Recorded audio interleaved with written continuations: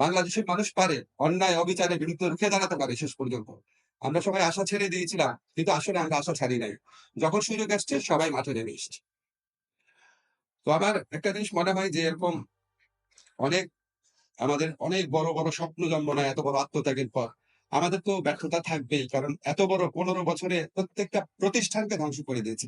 আপনাদের একটা এক্সাম্পল বলি, আপনাদের একটু ধৈর্য দিয়ে শুনে, যেমন ধরেন আমরা স্বরাষ্ট্র বিষয়ে খুব ক্ষেপে যাই। স্বরাষ্ট্র মন্ত্রণালয় থেকে পুলিশ কেন কাজ করতে পারছে না? আচ্ছা আপনারা আমাকে বলেন, ১০০ টা পুলিশের মধ্যে ৮০ টা পুলিশ হচ্ছে আওয়ামী লীগের আমলে নিয়োগপ্রাপ্ত। সে তার হৃদয়ে ছাত্রলীগের।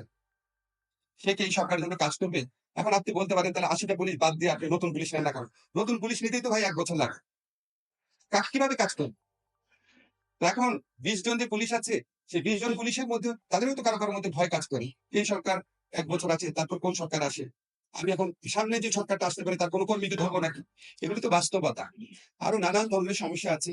আমাদের ব্যর্থতার জন্য অনেক কারণ আছে। আমাদের নিজের অযোগ্যতাও থাকতে পারে। তবে একটা জিনিস মনে হয়, কিছু, কিছু আবার এক্সটার্নাল ফ্যাক্টরও থাকে। মাঝে, মাঝে মনে হয় যে আমরা যেই অপরাজনীতির ভিতরে উঠে দাঁড়িয়েছিলাম, তার কিছু, কিছু বৈশিষ্ট্য ছিল। সেই বৈশিষ্ট্যগুলো কেন যেন আমাদের সমাজে, আমাদের মনোজগতে এখনো কিছুটা রয়ে গেছে কারো, কারো মধ্যে। যেমন ধরেন একটা মালিকানার একটা রাজনীতি বা ট্যাগ দেওয়ার রাজনীতি, তারপর অতি আশাবাদের রাজনীতি।